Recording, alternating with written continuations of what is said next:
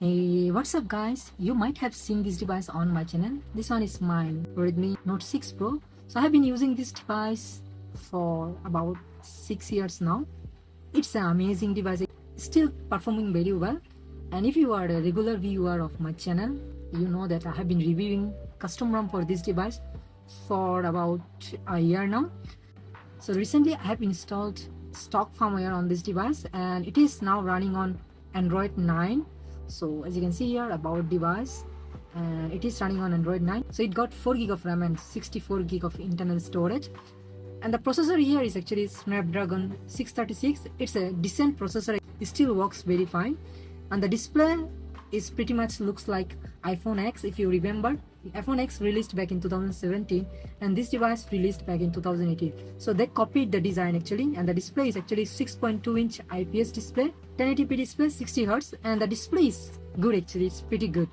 And the back, as you can see here, the camera module also pretty much similar to iPhone X. It got a 12 megapixel back sensor, which is a Samsung sensor, with a 5 megapixel depth camera. It also got a fingerprint scanner, as you can see. I did change the back shell of my device. The back shell cost only $3, and the quality of the back shell is pretty good actually. So it looks pretty nice, the blue color. And as you can see here, previously it was black, so the fingerprint is still black. We got our volume rockers and the power button. On top we got our air blaster, 3.5mm headphone jack, and on the bottom we got micro USB with a speaker. Here is our SIM tray, which is a hybrid SIM tray, and this device does support 4G and VoLTE, so VoLTE is working perfectly fine. Now come to the performance of this device. So it's a pretty old device. What can you do with this? Android 9 is pretty much still usable. All the application does work perfectly fine, no issue with that, and the performance is decent. Still you can use your Facebook and WhatsApp, Messenger, whatever you throw on it, it will work perfectly fine on this device. But in terms of gaming, you can't really do much with gaming here because Snapdragon 636 is not really that much capable anymore. So in terms of gaming, it is still actually you can download PUBG and Call of Duty and all other games. They will still run, but in low FPS. So the gaming you're not going to enjoy on this device. But rather than that, other things like watching content and listening to the music and browsing, those things you can do pretty well on this device. And one more thing I have to mention about this device, it got amazing camera actually.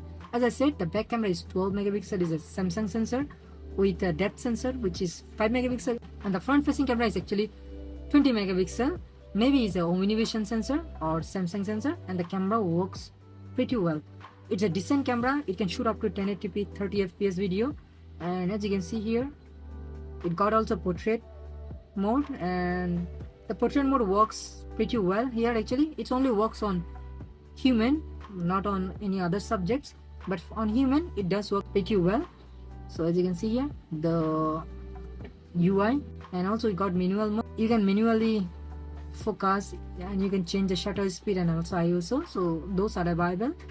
Rather than that, there is nothing much going on in terms of camera. The camera performed pretty well, but one of the disappointing part of the camera on stock firmware is that you cannot use Gcam. So if I want to download Gcam now, Gcam application, as you can see, camera 2 API module is disabled, so you cannot use any kind of Gcam here. But as I said, I have been reviewing custom ROM for this device for a pretty long time right now, so you can install a custom ROM on this device and you update this device to Android 13 or Android 14, and you can use Gcam there. And in terms of actually using custom ROM on this device, custom ROM works much better than the stock UI. If you go with custom ROM, they will work much better than the stock UI here. And the display looks good, and this device is pretty much still usable. I have no issue with this device using, even installing the stock firmware. And one more thing about this device actually is that it's pretty lightweight, and the build quality is top notch on this device. It's pretty good build quality, and the fingerprint scanner is really fast. As you can see here, it's really fast. Like if you touch it and it's unlocked, you can see. Like it doesn't take time actually. Even my Redmi Note 8 takes more than that actually. So this one is my Redmi Note 8. and if I touch it, as you can see, even it did not unlock. First 2-3 times even did not unlock. So let me try again. As you can see, it takes a long time, but Redmi Note 6 Pro, it's really fast in terms of fingerprint scanner. Actually, it's pretty fast. You just touch it, it unlocked. So as you can see here, fast. The main purpose of making this video is that how usable this device is. It's pretty much still usable. You don't need to really use it as a secondary device. It's still usable as a primary device. You can do gaming here. Offline gamings mostly you can do, but online gamings it cannot handle well here. In terms of camera, it's doing pretty well, and VoLTE does work actually. And one more thing about this device, it got Xiaomi dialer. You can do call recording without notifying the person you are talking to, so that is also available. And that's all about it. It's a decent device, it's still working, still usable actually.